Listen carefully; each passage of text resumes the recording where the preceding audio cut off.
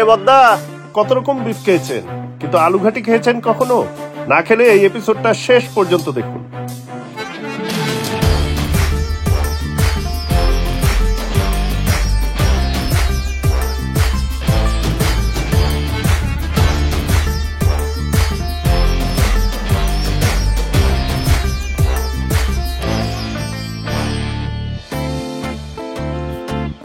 কিতা সিলেটি ফুয়াফুরি বালানি আজ ফেব্রুয়ারি খাইমু আর মারবো। আমি আছি চায়ের দেশ সিলেট, আর এখান থেকেই শুরু হচ্ছে ভিম লিকুইড, এক নিমেষেই দেশি স্বাদ।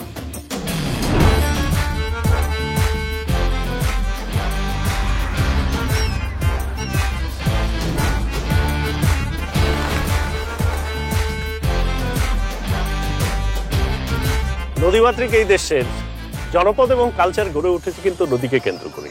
এই যে নদীর এই পার এবং ওই পার, এই দুই পারের কালচার খাদ্যাভ্যাসে যেরকম ভিন্নতা আছে, তেমনি অঞ্চল ভেদে নদী, পানি, বাতাস এবং মাটি, এই চারের উপরে ভিত্তি করে মানুষের কিন্তু খাদ্যের অভ্যাস ভিন্ন ভিন্ন হয়, রীতিনীতিও ভিন্ন ভিন্ন হয়। তেমনি কারো ঝাল পছন্দ, কারো ঝোল, কারো টক, আবার কারো মিষ্টি। সারা দেশের এই সমস্ত ঐতিহ্যবাহী খাবার নিয়ে শুরু হচ্ছে ভিম লিকুইড, এক নিমেষেই দেশি স্বাদ।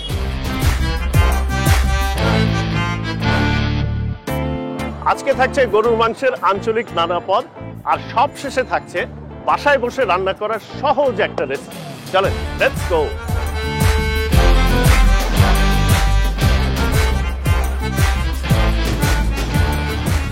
চলে আসছি পাঁচ ভাই রেস্টুরেন্টে, বিখ্যাত সাতকরা আর মাংস খেতে।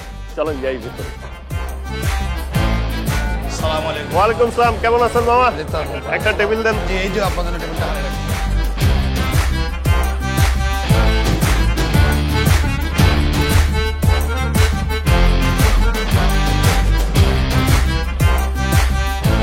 সাতটা খাট হয়েছি নি, রুবেল ভালো করে খাচ্ছ নি? একটা একটা করে বাচ্চা ভালো। এই সাতকরার ইতিহাসটা কোত্থেকে আসছে জানেন? আসামের চাষিরা পরীক্ষামূলকভাবে সাতকরার চাষ শুরু করে, এবং তারপরে যখন বাংলাদেশ এবং আসাম, সিলেট এবং আসাম বেসিক্যালি অখণ্ড অংশই তো ছিল, তো সেই অখণ্ড অংশের একটা পার্ট হয়ে যায় এই সাতকরা। এবং নট অনলি সিলেট, এটা কিন্তু সিলেট পেরিয়ে এখন সারা বাংলাদেশেরও বিভিন্ন ঘরে ঘরে চলে গেছে।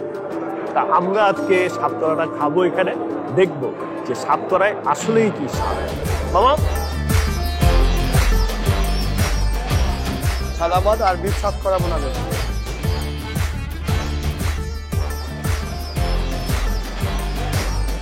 আইছে আমরার হাত করা আইছে। Thank you. আমি অ্যাবসলিউটলি ফোকাসড অন সাতকরা, কারণ এই সাতকরাটা গরু মাংস দিয়েই আমি আজকে পেট ভরে খাইতে চাই, শুধুমাত্র এটা দিয়ে। এবং ইটস সো টেম্পটিং। আপনি দেখেন উপরে সাতকরাগুলো একদম অরেঞ্জ কালারের মতো হয়ে আছে। সাতকরা ইউজের কিন্তু একটা রেশিও আছে, এবং পারতে আপনি যদি না পারেন তাহলে সাতকরা কখনো চাবায় খাবেন না, কারণ সাতকরা চাবায় খাইলে এটা তিতা লাগবে এবং প্রপার টেস্টটা নষ্ট হবে।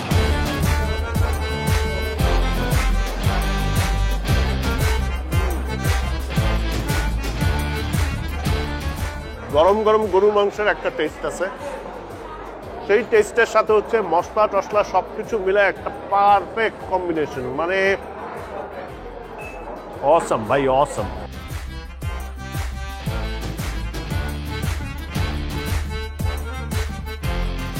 এই পুরা বাটে আমি খায় ফেলতে পারবো।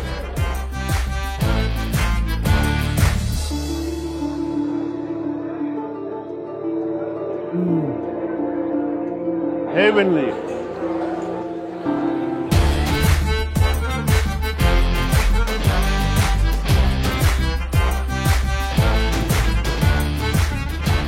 সাতকরা মাংস খেতে খেতে হঠাৎ করে মনের ভিতরে একটা আনচান শুরু হলো যে মেজবান খাইলে কেমন হয়। যাবেন নাকি চট্টগ্রাম? চলেন, লেটস গো।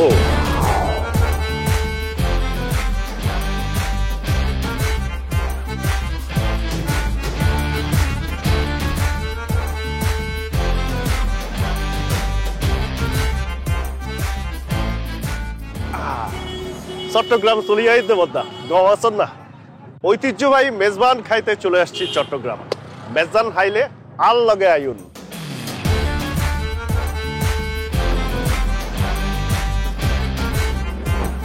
মেজবান মূলত একটা বড় আয়োজনের খাবার, তবে কমার্শিয়ালি এখন কিছু কিছু রেস্টুরেন্ট মেজবান আয়োজন করছে। ভাই, আসসালামু আলাইকুম। ব্রাদার, কেমন আছেন আপনি? ভালো আছি। Thank you, welcome to Mezban. Hello Aiyun, thank you for inviting. Please have a seat. আজকে আমরা অনেক মেজবান খাবো কিন্তু। মেজবানের ইতিহাসটা আপনাদের সাথে একটু শেয়ার। মেজবান বেসিক্যালি একটা ফরাসি শব্দ, যেটার অর্থ, বাংলা অর্থ হচ্ছে নিমন্ত্রণ কর্তা। 1500 শতকের দিকে কবি বিজয়গুপ্তের পদ্মপুরাণে প্রথম মেজবান শব্দটাকে পাওয়া যায় বলে ধারণা। এখন এই মেজবানটাকে চট্টগ্রামের মানুষজন কিন্তু বলে মেজবান। সাধারণত দেখা যাচ্ছে কুলখানি, চেহলাম বা বড় বড় যেই ধরনের আয়োজন, সেই সমস্ততে মেজবানটা হয়।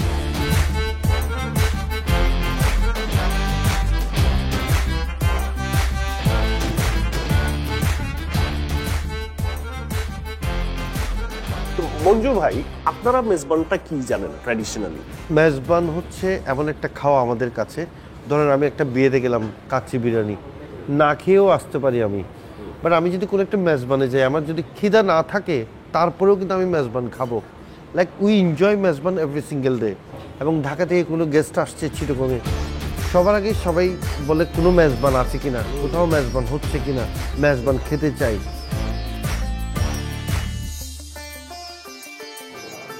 চলে আসছে আমাদের ঐতিহ্যবাহী মেজবান।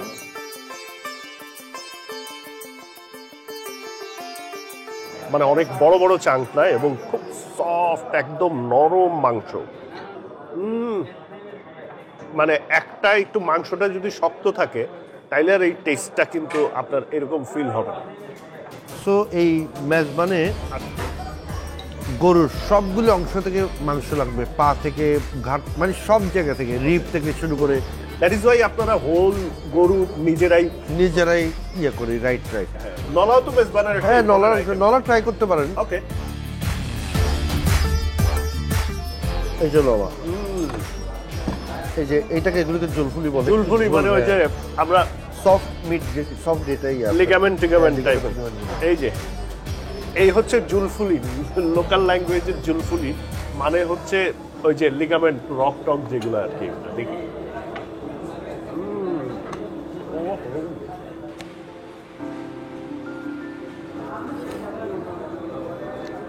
প্রচুর তেল চর্বি, আমাদের কোনো চিন্তা নাই, তেল চর্বি সমস্ত কিছু, ডিম আছে, এক ধোয়াতেই সমস্ত তেল চর্বি পরিষ্কার হয়ে যাবে।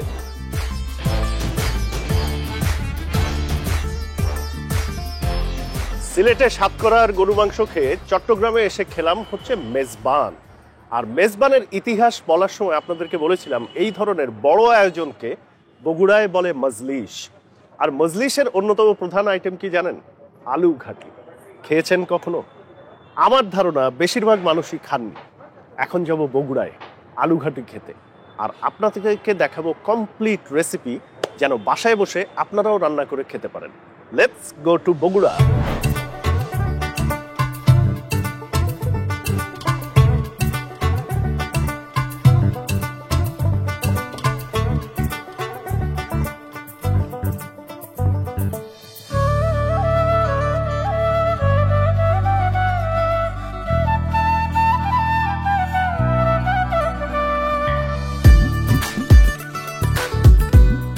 বলছিলাম না, চলে আসছি বগুড়ার ভাসু বিহারে।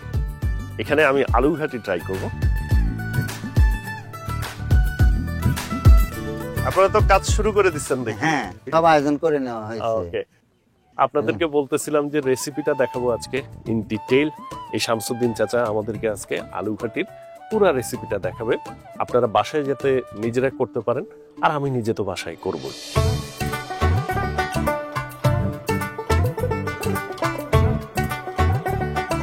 এখানে আলু সেদ্ধ গরম পানি দেওয়া হয়েছে, এখন আলু দিব সেদ্ধ।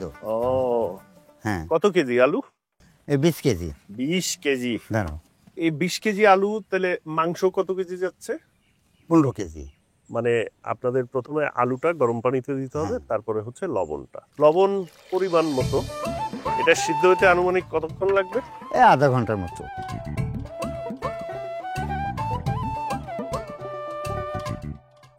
এই যে আলু ঘাটি আজকে আমরা খাইতে আসছি, এই আলু ঘাটির ইতিহাসটা একটু আমাদের দর্শকদের একটু ক্লিয়ার করে দেই। বগুড়ার আলু তো অনেক বিখ্যাত এবং পুরো উত্তরবঙ্গে অনেক প্রোডাকশন হয় এই আলু। হ্যাঁ। সেই জায়গা থেকেই খাবারের সাথে আলুর একটা সম্পর্ক তৈরি হয়, মানে গভীর সম্পর্ক তৈরি হয়, যেটা থেকে আলু ঘাটি এই রেসিপিটা মাছ দিয়েও আলু ঘাটি হয়। তো এইটাই যখন আপ্যায়নের বিষয়টা হয়ে গেছে, তখন এই আলু ঘাটির সাথে মাংসটার যোগ হয়ে গেল, মানে গরুর মাংসটা। আলু কি সিদ্ধ হয়ে গেছে নাকি? হ্যাঁ, এখন হয়ে গেছে, তাই? এখন নামাবো। আচ্ছা,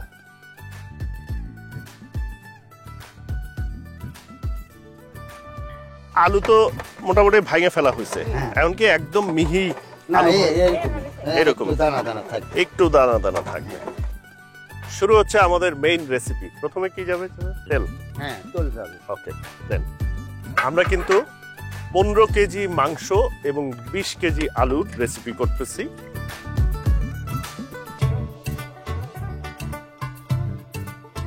আগে তেল দিয়ে তারপর পেঁয়াজ দিয়েছি, তারপরে তেজপাতা দিয়েছি, এখন কাঁচা পাতা দিয়েছি। কাঁচামরিচ দিবেন।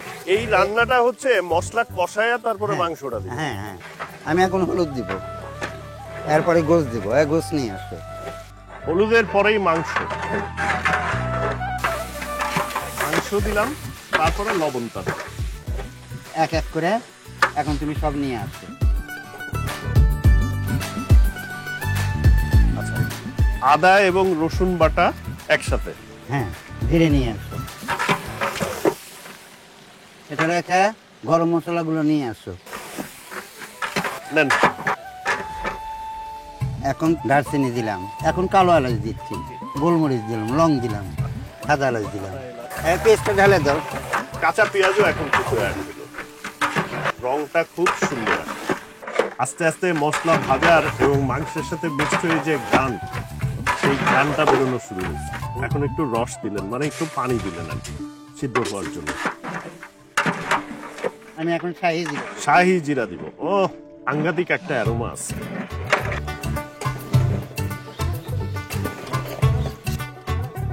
এই ভাসু বিহারটা যেহেতু একটা টুরিস্ট এলাকা, মানুষ এখানে ঘুরতেই আসে, কেবল এই জায়গাটা দেখতেই আসে। তা আমাদের আলু ঘাটিটা হইতে হইতে চলুন একটু আমরা এই জায়গাটাও ঘুরে আসি, দেখাটাও হইলো, খাওয়াটাও হইলো। মাংস সিদ্ধ হয়ে গেছে, আমরা এখন আলু অ্যাড করবো না? আলু দেবো,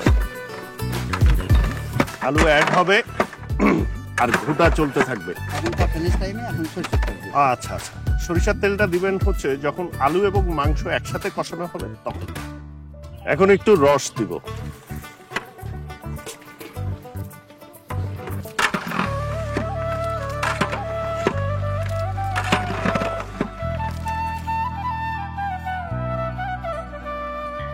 আলু ঘাটি কমপ্লিট, নামায় ফেলা হয়েছে।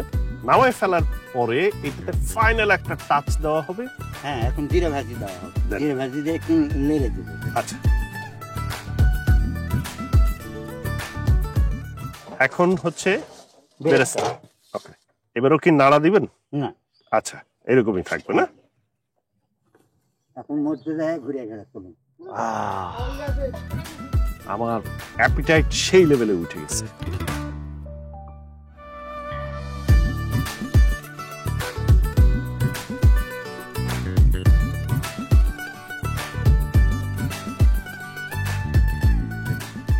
চলে আসছে আমাদের আলু ঘাটি।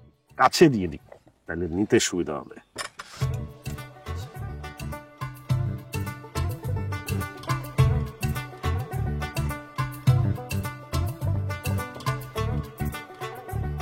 আমি যেটা বুঝলাম, এটাতে প্রচুর আপনাকে এই ঝোলটা নিতে হবে, এটার ভিতরে আবার কাঁচামরিচ টুরিচ আছে, সেগুলোকে ব্লেন্ড করে আপনি আসলে ভাতের সাথে খাবেন।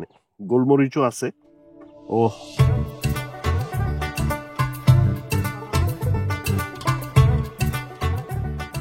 আলু ঘাটি হোক, মেজবানি হোক, বা সাতকরা গরুর মাংস হোক, দিন শেষে সবই তো গরুর মাংস।